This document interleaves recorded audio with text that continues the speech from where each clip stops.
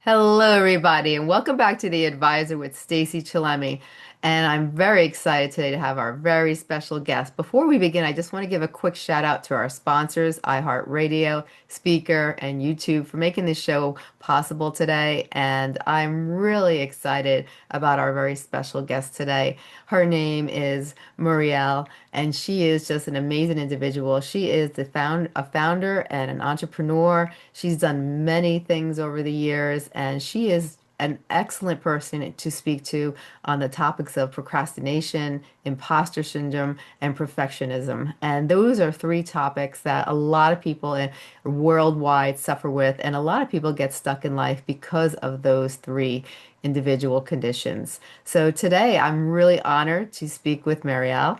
She is here today, and I just am, I was so excited when you were coming on the show because you've done so much in these areas, and you've done a lot in a lot of areas, but these three areas particularly caught my eye before you came on the show because I find so many people, suffer from those three conditions and it holds them back in life their entire life. And even I see in their elderly age, they're still beating themselves up over the head because they are trying to be perfect in everything. Or their procrastination just never gets them to be who they want in life. And then their self-esteem just goes down the hill because they never achieved what they wanted to because their procrastination just took control over their lives because they didn't make the changes necessary. And syndrome, well, we can go on again and again and again for about that. But, before we begin, tell everybody a little about yourself, what you do, and, then we'll get onto these conversations, these topics, because I can't wait. I'm very excited. Thank you so much for having me, Stacey, and for this beautiful introduction. I'm very happy to be here and to talk about these topics with you today. I am Muriel. I'm originally from Belgium. I would call myself a serial entrepreneur. I'm also a coach, a writer. I'm a lifelong studier. I always want to know more. I'm so interested in learning more. My brain is always active and on. And for the past decade, I've really been working on trying to figure out what my brain really needed to be able to function at my best. And Yes. I think that's when I sort of stumbled upon, okay, perfectionism, procrastination, imposter syndrome, and so many other things that actually are present in the lives of so many ambitious, skilled entrepreneurs, creatives, people of all walks of life. And it's really crazy when you start to have these conversations about, oh, but I have this fear, or I don't do anything unless it's perfect, or I think people will finally figure out that I don't know anything about this thing that I'm doing. It becomes so interesting to find that so many people struggle with that. So I'm very happy to be having this conversation with you today. Oh yes. What do you think some of the common patterns of thinking and behavior that can contribute to the feeling stuck or being overwhelmed as a creative generalist? Ooh, that's such a good question. I think what you were tapping into, especially perfectionism and imposter syndrome, that then cause procrastination, right? Because they're sort of connected. Like there's much more to it, but they're definitely connected, especially for creative people. Um, are traits that a lot of creatives have. And my belief is that this is because we do not really live in a world made for creative brains. And when I talk about creative brains, I'm not just talking about artists, right? Because very often people will go to, oh, the painters and the sculptors. And yes, they're very important and they're certainly creative, but creativity at the heart of it is problem solving. Yes. And so you will have a brain that, and that's why you have a lot of creatives in entrepreneurship, very ambitious people that tend to be problem solvers, right? Because the brain is so active and looking for ways to be of use almost and to Hmm. be activated that people miss that they might be creative. When I give, and this is a little tangent, but I'll get back to your question, I promise. Yeah, When yeah. I give keynotes about this, and especially about creative generalists, at the beginning of the keynote, I will ask people for a raise of hands when it comes to who believes they're creative. and I will have a few hands, but not much, depending on, how corporate my audience is. Yeah. But then once I explain that creativity really is problem solving and that this generalist creative brain has certain specific traits, at the end of the keynote, I ask the same question and almost everybody raises their hand.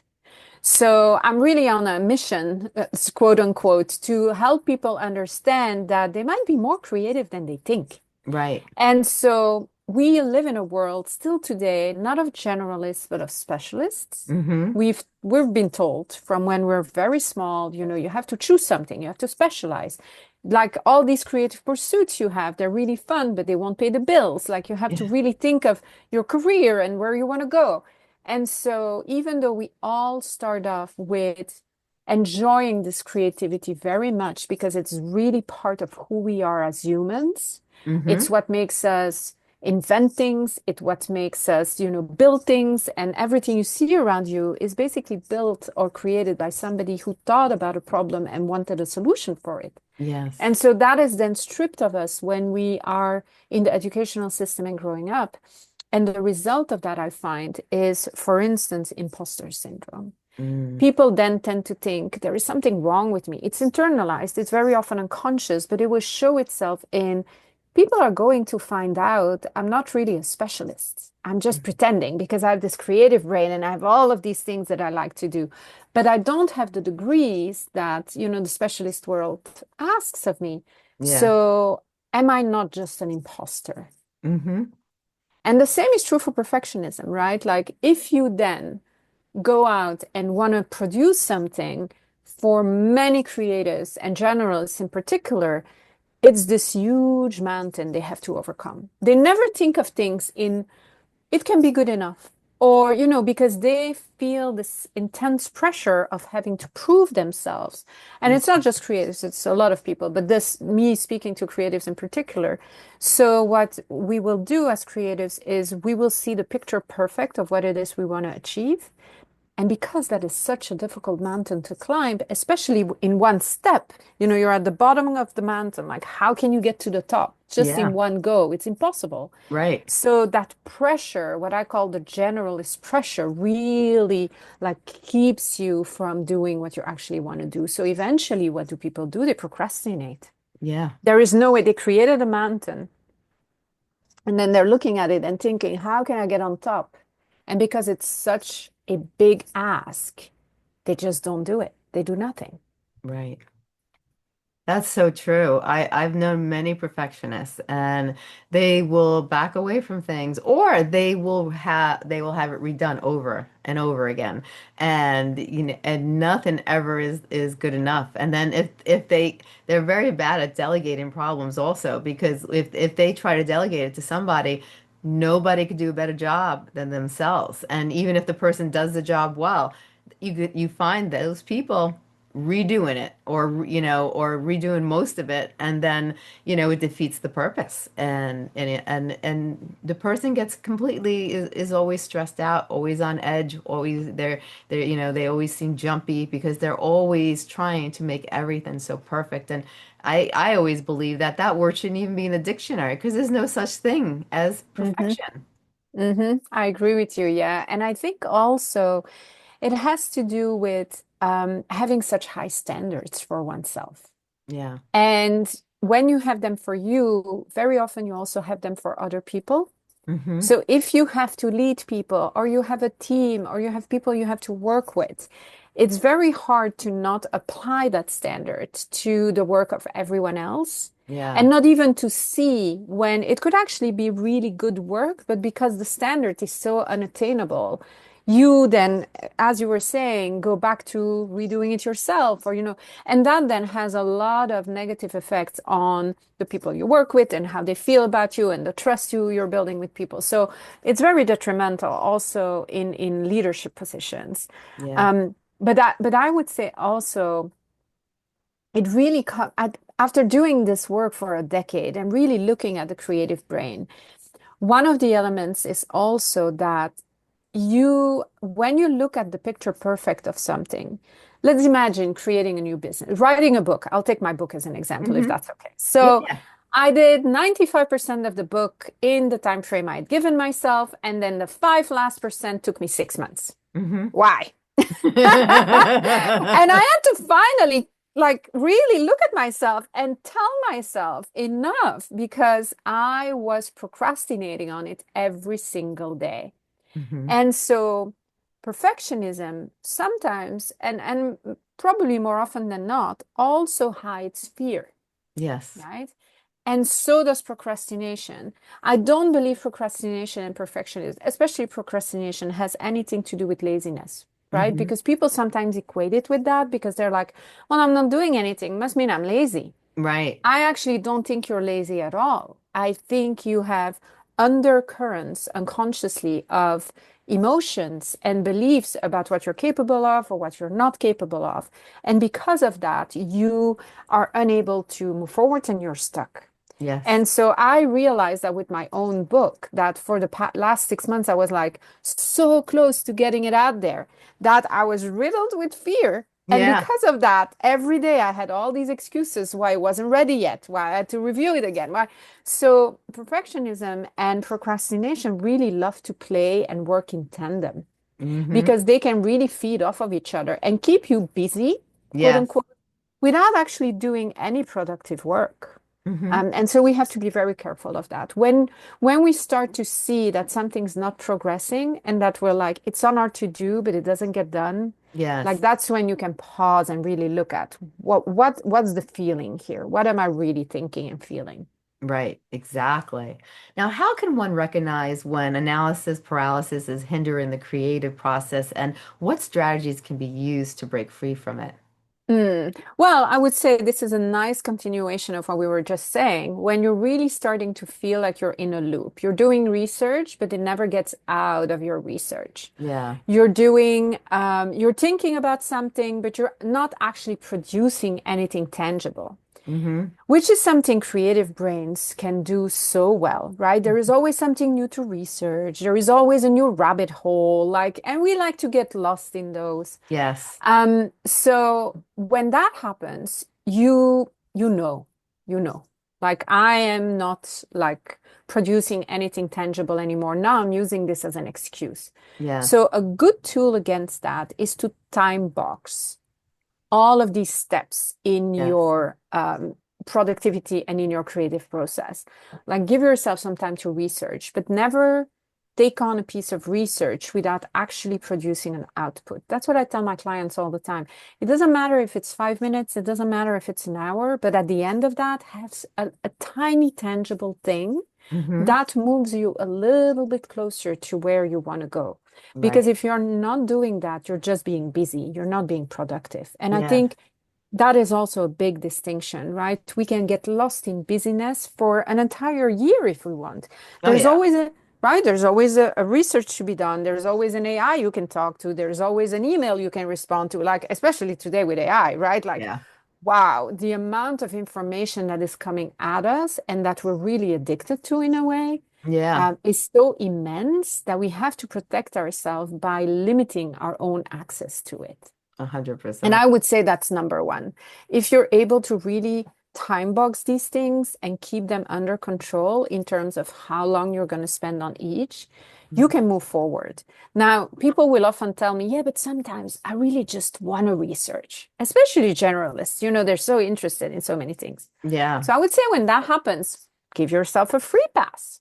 Hmm. Like on a Saturday night, let yourself go entirely. Like you want to research things and you want to just be on the internet all night, go ahead on YouTube, do it. But Hmm. then, or listen to podcasts, right, Stacey? Yeah. But then tomorrow, go back to knowing that if there is no tangible output, however small, you're actually not moving forward. Right. That's so true. Now, imposter syndrome is a common struggle for many creatives. What are Mhm. some practical ways to overcome feeling that self-doubt or inaccuracy in a creative context? Thank you so much. That's such a great question. I think I want to start by saying that we have to realize that everybody feels like that sometimes. The more Hmm. I speak with creatives, the more I work with them. Literally, it's one of the main things that they all carry. And I do too. So first, it's not abnormal. It's normal. We live in a world where, we all want to be perfect, do great things. And so we feel inadequate because of that very often, especially now today with social media and seeing what others produce and how easy it all looks when it really isn't, right? We only see like the successes of everybody else, but not the struggle. It's easy to get caught up in that and think that we are not up to par with what everybody else is doing. So that would be number one. And then when it comes to creatives in particular, one of the things that's really important to understand too is that everybody's level of success, everybody's art, everybody's problem solving, everybody's business is different. Yes. And we overcome imposter syndrome by giving ourselves tiny successes, tiny things that we become good at. Yeah. And that has to be based on our own measuring scale. It Yeah. cannot be based on what somebody else knows how to do, right? It cannot be like Dancing with the Stars. You have to be as good as, I don't know, whoever you see on the show Yes. if you've never danced before. If that Right. is, because then again, perfectionism starts to play into things, and then you will not do anything. So you have to really look at what would be great? What am I not good at today? Maybe somebody else is great at it, but I'm not good at it. Right. And how can I become a little better tomorrow? And so Mhm. these little successes, day after day, will really build this muscle of confidence that is the best antidote to feeling like an imposter. Now, creatives, especially, and generalists in particular, I want to say, have this tendency of want to like beat imposter syndrome with degrees. I know it's something I have. I don't know if you're familiar with that, Stacey, but Yeah. so ever so often I want to go back to school and I want to learn something new. Actually, I shouldn't speak to that right now because I'm doing a master's. So I'm a very good example of how sometimes the Yeah. pull is too hard and then you want to do it. Hmm. But whenever I feel like I'm inadequate, I'm going to try and fix that with a piece of paper that Hmm. proves that I'm adequate. Right. Because I have so many interests and because I've done so many different things and I have a very unconventional path. The best remedy is really to look at all of the things you've done and to list them. I Mhm. had a theater maker once who was a client, and she's also a choreographer, did amazing work.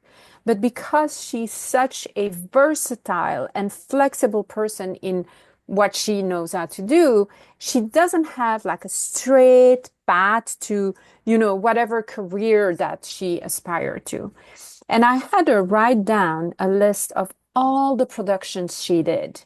Mm. And because she thought like she really didn't know very well what she was doing, or, Right. like imposters can feel. And Yeah. she came back to me and she had more than 50 productions that she had led. Wow. And for me, that's somebody who knows their stuff, right? Yeah. Like by from experience. And so when she saw that and she wrote that down, she was like, wow, I did all this. Like, this is really me. So I think it's Yeah. also really important to remember and keep track of what Hmm. are the things I'm doing? Like, what have I achieved? What are the things I'm proud of? Even if nobody else needs to know, but that I have done. And it's very helpful. I think that's one of the biggest problems, and that's a great point you made, is that I think a lot of people compare themselves to others, and someone is doing extraordinary in their eyes, and they're like, I'm only here and they're there, I'm not good enough, while that person's been maybe in the industry for like 30 something years, and they've, worked their way up to that level, and then some people don't realize that, and they immediately compare themselves to that individual, and then they feel, they start to self-doubt themselves and feel unworthy because they feel, I'm not at that level, I'm not as good as them, where they Mhm. don't look at the back end and realize what that person's done to get to that point. Yes, and yeah, that's such a fair point. And I think it reminds me of this quote. I don't know by who it is, unfortunately. Maybe we can figure that out. But it's like, don't compare yourself to anybody else. Compare yourself to a former version of yourself, Yes. because that's really the only real measure of you progressing in whatever way. And to your point of we compare ourselves to people that might have been 30, 40, 50 years doing what they're doing. they weren't that successful in the first 5, maybe 10, maybe Yeah. 20 years, right? Hmm. And unfortunately, we only see that tip of the iceberg, and we have to like get into the habit of looking at the whole thing. Right. And very often, when you look at the whole thing, you realize that you might actually be progressing faster than the Yeah. person that you're looking at. But if you only look at their success today, you will miss the mark entirely of what goes into building anything. Oh, that's so true. That's so true. Now, with perfectionism, that can often lead to a fear of putting work out Mm. into the world. How can a creative generalist, effectively manage perfectionism tendencies and ensure progress? Yes. Okay. So that's a difficult one, right? And there is really, I mean, my clients don't like me saying this when I do, but there is really only one thing you can do. In the grand scheme of things, you have to get over it, right? You have to get over it and you have to start showing your work. Right. Why? Because it's really a nervous system thing. Your nervous system is activated. You're in fight or flight almost. It's Yeah. fear showing up. So, of course, every alarm bell that can go off will go off, and you will Yes. not want to show this to anyone. Yeah. The way that I do it, and that I talk about it in my book, is really to microdose experiences that your nervous system can feel uncomfortable, but that you know it's small. Like I feel uncomfortable, but I know I'm not going to die. Like Right. nothing terrible is going to happen. Yeah. And doing this systematically really builds this muscle of showing yourself. And so it could be small things, right? Just show it to a friend.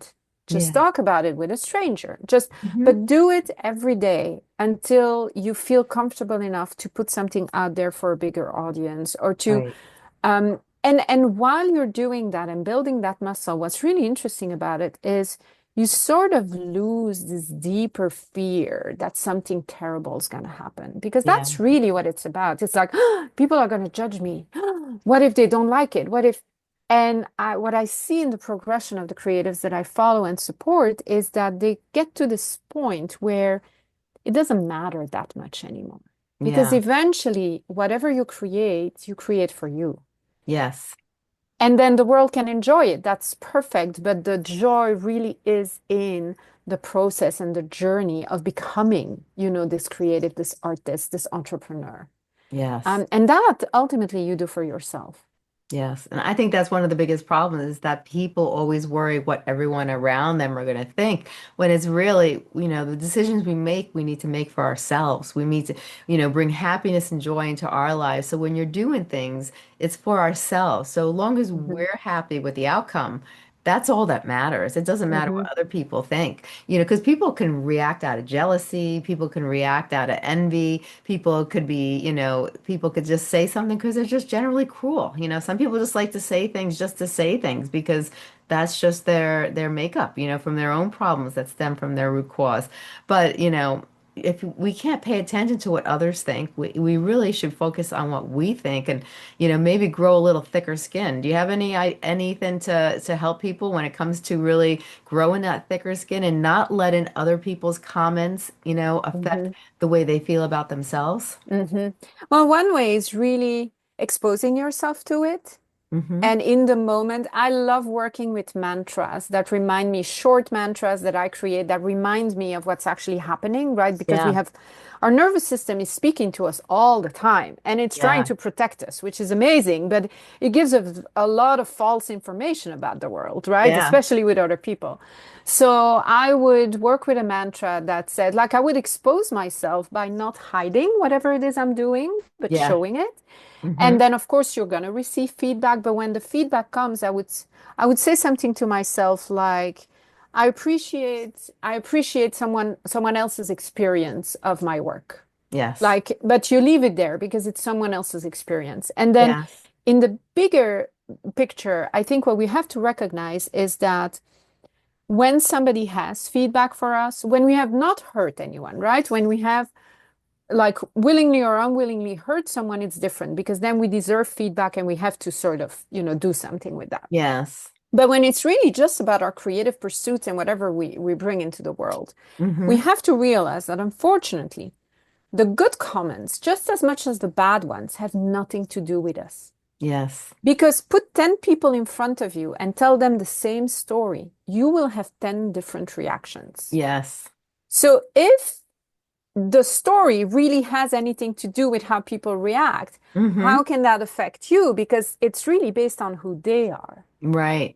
And people often don't really enjoy hearing that because when we do something awesome, Mm-hmm. of course we want it to be about us, Yeah. right? Like, so when Mm-hmm. people then say, congratulations, that's amazing, it's equally not about us Yeah. than when they say that they don't like the work we've produced. Right. It's really about the experience and the past and the triggers and the emotions of the person looking.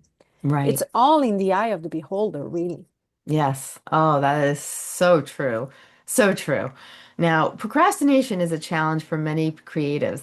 What methods or techniques can help individuals overcome procrastination and maintain the momentum in their creative pursuits? Hmm. I think that when I meet creatives, they have been procrastinating for quite a while. Mm. So I think I want to speak to that if that's okay, Yeah, definitely. because I think everybody can relate, right? Everybody has something or a few things on their list that they just drag along with them and just doesn't get done. Yeah. So the first step for me is to put a pause there. And for the first, let's say, week that you're really going to tackle, like your procrastination, you Hmm. give yourself breathing room. You Yeah. don't have to do anything anymore. Right. Like let the to-dos be what they are, like clean the slate, like forget about it, right? Because we're going to start anew in a different way. So I Yes. really want to encourage people to understand that when you procrastinate, especially around, let's say you put something on your to-do list every day, but every day you don't do it. Yeah.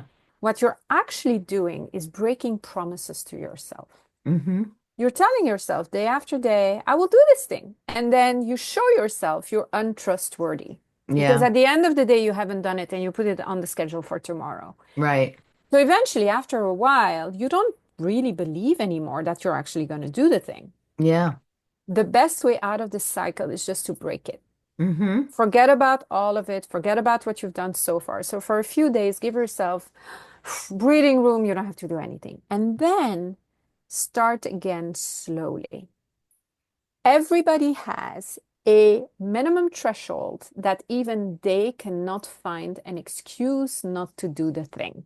Yeah. This threshold is different for everybody, but so I'm really all about lower the bar, lower the bar, lower the bar until you get so angry at yourself for giving yourself an excuse not to do it, right? Right. And sometimes I really mean, so I had a client once who wanted to, she was a writer and she was an amazing writer, but she just didn't write. Mm. And every session, she would come with reasons why she hadn't been able to write. And first, there were big things. She had something else to do and she was working. But Yeah. then it came down to, well, my kid was sleeping and I was just, I was thinking maybe he could wake up. Like these excuses, they become really crazy when you think about it. Yeah.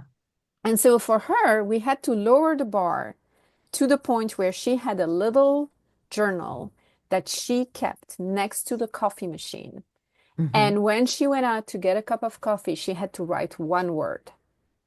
That was how low that was how big the fear was, right? Because the fear Wow. is going to be really counter to how big your procrastination is. Yeah. And so she started doing that because when she came to her session and she was like, well, there was no excuse left. What are you going to tell me? You didn't want any coffee. You didn't have a second to write a word. Like, what could you tell me? So, and she started from there and then slowly but surely built it back up again. Hmm. Because what you're really doing when you're procrastinating is there is something underlying. We assess that. You're not lazy. It's not because you don't want to do it, even when it feels icky. Very often when it feels icky and you have a lot of you have a lot of resistance against it is because it's important to you. Mm. And what's important to you will show up as fear and will Yes. try to protect you because you don't want to fail at it, because you don't. So lower the bar and then go very slow. Hmm. And most important of all, don't promise yourself anything you're not going to do. I prefer people not to put anything on their schedule for weeks if they need to until they feel ready to do the little thing, Right. but then actually do it. Oh, I like that. That's great advice. Like Thank that. you. How can embracing a beginner's mindset help creative generalists navigate unfamiliar territory and prevent self-imposed limitations? Mm, I love the beginner's mind. That's such a good question, Stacey. I really believe it's sort of a magic formula because, you want to remain a lifelong beginner. Hmm. Because if you're not a lifelong beginner, that means you know about the subjects that you're looking at and learning. Yeah. But once we think we know, we really filter out a lot of options Hmm. that we don't even see anymore. Right. So being a beginner in anything is interesting because it will open you up to new opportunities, it will open you up to new innovation, to new ideas. And especially for creatives, I think it's really about this thing of, well, we've always done it this way, so this is the way we should do it. No, absolutely not. We've always done Right. it this way, so we really have to try and do it completely differently. Yeah.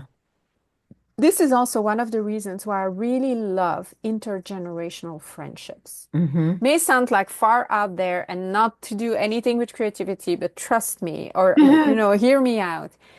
What you will get from interacting with people who are at different stages of expertise in life Hmm. and in their work will really give you new perspectives.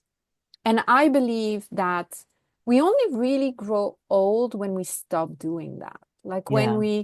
like our mind gets closed off and, we don't really look at these new things anymore, especially now with the rise of AI. I think we have, so much coming at us. Yeah. I really enjoy looking at how other generations, and even mine for sure, but other generations are like integrating it, working with Hmm. it. And, and I think you can do this with everything.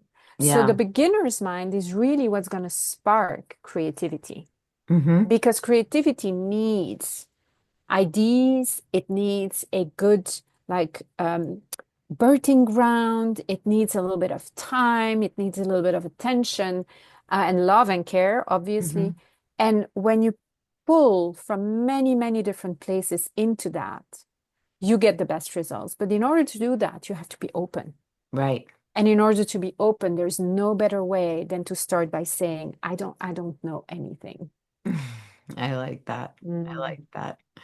In what ways can setting boundaries and practicing self-care positively impact the creative process for generalists? Well, boundaries. Okay. Big It's one. a I big would say, one. yes. And I think for generalists, particularly, boundaries against oneself, maybe more than boundaries against others, Hmm. because the rabbit holes are real. The multiple interests are there. Hmm. The pull for from many different angles and disciplines to be doing other things all of the time as it's very real. So Yeah. being able to contain that with Hmm. boundaries where you just tell yourself, yes, of course, we can enjoy all of this and we can do this and we can just do this for fun and we're going to do this. But at the end of the day, we have to progress towards producing something. Yeah. And I think that is the toughest one for many of them. Another thing that generalists usually suffer from and carry with them is all of these unfinished projects, right? Yeah. Unfinished things. They start, they get good at something, and then they stop, and it's there on the shelf somewhere. And then they Yeah. do this other thing and this other thing. And do this enough, and you will have heard from society, which is still specialist oriented, like, well, you're so good at this. Why don't you turn this into a career? Or like, you always start things, but you never finish them. Yeah. And there is a lot of truth in that. Now, am I advocating for generalists to have to finish all of these things? No. Right. But I am advocating for them to choose in the moment what it is Hmm. they're focusing on and to Right. stick with that for as long as it's necessary to actually get to a certain level of completion. Right. I often say with me, it's really about combining. It's not about choosing because choosing is the kryptonite of creative Yeah. generalists, right? It's like, what? Hmm. I'm gonna have to do this one thing. And as soon as it's so funny, Stacey, very often when I talk to creative generalists and I just want to know what they're interested in, what like the number one thing is that they're thinking about right now. it will feel to them as if they've made a choice. And so they will tell me, but immediately they'll say, but, I also have this, and I also have this, because they really don't want me to think that's the only thing. Yeah. So it is not about boundaries around you can only have one thing, but it is about boundaries in the moment around what am I going to bring Yeah. to the world, right? Before I'm going to do this other thing, this next Hmm. thing. I don't know how that resonates.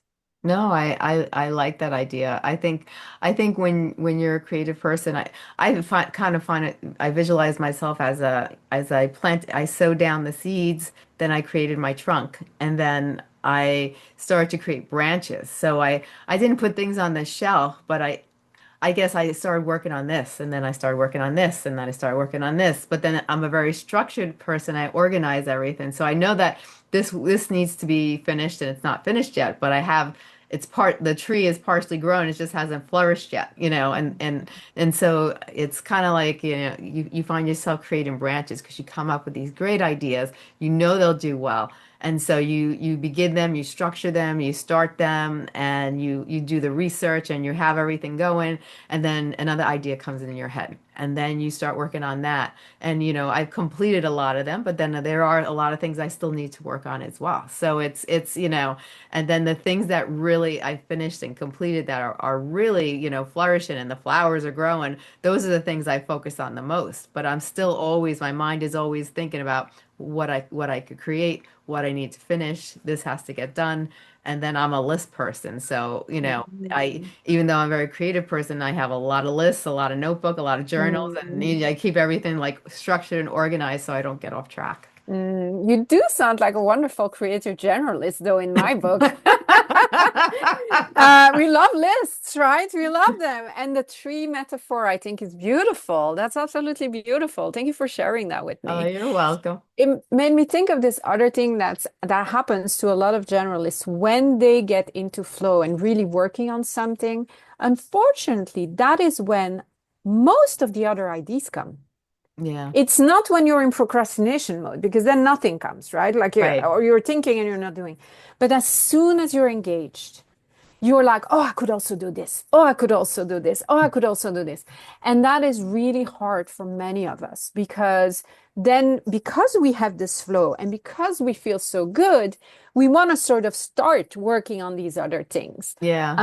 But that's where the list come in, right? Yeah. You can put it down on the brain dump list and say, I'm not forgetting about it. I'll do it later. Yeah. But it is a sign that you're in flow too. So it's like, it's a double-edged sword. It's like I'm really like tapping into my superpower, and my superpower is a very creative brain. Hmm. Yeah, there's no Yeah. escaping it. There is no escaping it. I think when you're a creative person, your brain is just I guess you can rewire yourself, but I think for someone who's creative, we think differently than someone who is more structured, like a mathematician or a therapist, or someone who Yeah. has a different way of analyzing things and looking at things. We kind of operate very differently, but we get the job done. It's just that I think the creative people that I've met are usually out of the box. They see things and Mhm. they structure things very differently than an accountant or a therapist or someone that is more structured would do something. Yes, I agree. I agree. And I think sometimes, even with all the things that I do, I look at myself and I laugh because I'm like, I get things done, but how? Like, but it always gets done, right? It Like it's always what you were gets done. talking about with the tree. But Yeah. it's like, and it's a system for us. That's also an important thing. People will often wonder how all of these things we do, how are they related? Yeah. But I like to say that we're the glue. You're the glue of all these things that make sense to you. And Yeah. somehow they really work together. But it's very often difficult for other people to see that. Yeah. But that doesn't mean that they are not related. They are. And you are the one that relates all of them together. Right. Very Mm. true. Very true. Now, how can collaboration and seeking diverse perceptions aid in breaking through the creative blocks and fostering innovative generalists? Okay, so collaboration, I think, is probably so. So a creative generalist at the heart is somebody who has the necessary capacity for innovation, Hmm. right? Because it's really connecting seemingly unconnectable dots, right? It's like Right. we're the glue and we have all of these things around us. And we're also interested in many subjects, which you also need to be able to be innovative. When you add other people to that with other perspectives, you can have something amazing happen, Yes. right? Because then you have people who understand the way they think the same way, they have the same kind of brains, and who can bring new topics and subjects to the table. So that's very potent. What I find the most potent of all is to really put a medley of brains and people together. Yeah. Some more specialists, some more creative, from different disciplines. And you can see this very often in like hackathons or like other things that where they bring a lot of people together. Universities and grad schools tend to do that, and companies too nowadays, to bring people together from various disciplines and to have them look at a problem together. Why? Because they all bring their own perspective, their Hmm. own interest to the table. And Yes. so if you have a good mix of a few real experts, a few people using whatever it is, the product that you're looking at, a problem, and Right. a few creative generalists, you have a really good group to come up with very new and different solutions. Yes. And what I'm really happy about is that we still live in a specialist oriented world, but what I see on job boards and what I Mhm. see with the entrepreneurs that I support is that more and more the generalist nature is needed and asked for because we are more T-shaped. We have more subject matters that we find interesting. It's like the tree you were talking about. Yeah. We get to build beautiful trees and like create beautiful trees. And so with a world where honestly, Stacey, when we think about it, as entrepreneurs, we have to already be generalists in a way, Yeah. right? We have so Hmm. many things we have to be good at and Yeah. capable of doing that you can see that there is a trend Yes. towards more generalism and less specialism. Right. And I think it has to do with innovation. Yes. Oh, I agree. I definitely agree. And I like that, we need collaboration from all different ends. Hmm. What I Yeah. find is the people who are closed-minded and only see things a specific way, and they think everything needs to be done this specific way, I think they're more perfectionists and they're harder on themselves. And for some reason, they can only see within their box. But, Hmm. when you bring a collaboration of all different types of people in one room and they're all thinking from different perspectives, the light bulbs go off. And it's like, wow, I didn't think of that. Wow, I didn't think of that. And then you can come up with something really beautiful and productive, just Hmm. by having so many different perspectives and so many different minds, working together, but, working in different ways. Yes, and I love, of course, as a good generalist, I did many, many things in my life. One of the things I did was improv theater for a while, just because, whatever. It was really fun. But so Yeah. one of the things that I learned there was a concept of yes and. And I think good collaboration in any field really is about not killing each other's ideas, not blocking them off. There is a time for really choosing what we're going to do, right? But in Yes. the ideation phase, Hmm. it's really about yes Yes. and like building on what somebody else brings to the table. Right. And again, looking at it with a beginner's mind. Mm. Because very often when you block off other people's ideas is because you already have a very good conception of your own. Right. But innovation, and I think what we need in our world today to really thrive is being open to what somebody else has to Yeah. bring and to what somebody else has to offer and Yes. work together. I agree 100%, definitely. Now, if you had to take today's conversation and you really Mm. wanted to focus on some important aspects, what are some things you'd like to focus on today and leave with the listeners? I would say that there is nothing wrong with a creative brain. I think that's an important one because very often people will try to figure out, like, what's wrong with me? Like, why can't I just stick to one thing? Like, you're just different, right? So Yeah. that's perfect. And then what we are talking about in the beginning, perfectionism, procrastination, imposter syndrome, they're all a little bit a symptom of fear, Mhm. underlying things, things you might not be conscious of, but things that are holding you back. Maybe you've created a mountain for yourself, right? And Yes. then you don't know how you can possibly climb it. Yeah. So lower the bar. Don't be afraid. Don't be afraid to pause for a minute and don't be afraid to do maybe silly small things for a while until Right. you feel like you have breathing room again. So I would say that's definitely important. And then the third piece really is around what we were talking about in the second part of this conversation, that your creative brain is such an asset. Hmm. You can connect dots other people don't know how to connect. Yeah. You can add so much to so many fields, to your own work, to other people's work. So don't be afraid, especially also as an artist, right? We talked about creatives and then we have the artists in there. Yeah. Show your work, share it with the world. Like, and if you need to do it slowly, Hmm. but don't be afraid to do that because everybody's afraid. Right. So, and it's the ones who sort of, do it anyway Right. that get seen and get visibility. So I would really invite everybody to just do it. I love that. I Mm. love that. Now, tell us a little about your book and where people can find your book. Yes, so my book is called Get Unstuck. Thank you so much for asking, Stacey. You can find it on my website, Murielle Marie /book. It's 10 years of this work, 10 years of working with creatives. There is a system in there called the MOVE method to get people from overwhelm and procrastination into action and actually achieving what they want. It's full of client stories, personal stories. There is neuro education in there. There is philosophy in there. So it's really a mix of business practices, of what I learned in my practice that works for creatives, and it's a do book. Hmm. So you have exercises in there, and if you follow along, you get the best of what I do with clients in the book, and you can get unstuck. So I I invite everybody. I also have some resources on my website that are free to download. So if you're interested and you want to know more, just go to muriellemarie.com /resources. So you can find all of that there. And if there's anything else I can do for people, they can always reach out and talk to me. And tell us a little about the services that you provide also.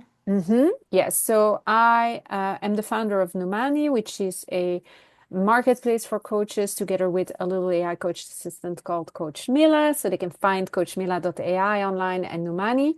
And as part of that, I also coach one-on-one, mostly creatives and entrepreneurs, but also coaches, obviously, through what I do with Numani. And my specialty really is getting people unstuck. That is where I come in when you feel like I've been thinking about this, doing this for a long time, nothing's moving. Hmm. My superpower is really to help people to actually get moving again. I love that. Now, where can people find you? On my website, murielmarie.com, of course, also on numani.com and on Instagram. I'm on Instagram, LinkedIn, most of these places, but I would say the easiest would be just Instagram at Muriel Marie.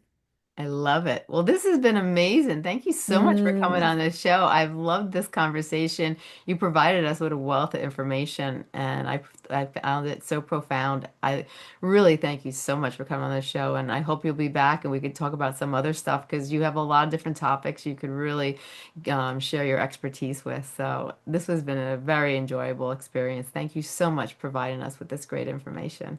Thank you so much, Stacey. It was wonderful being on your show, and thank you for asking me. And I love this conversation. Me too. You have a wonderful day. You too. Bye, Stacey. Bye bye.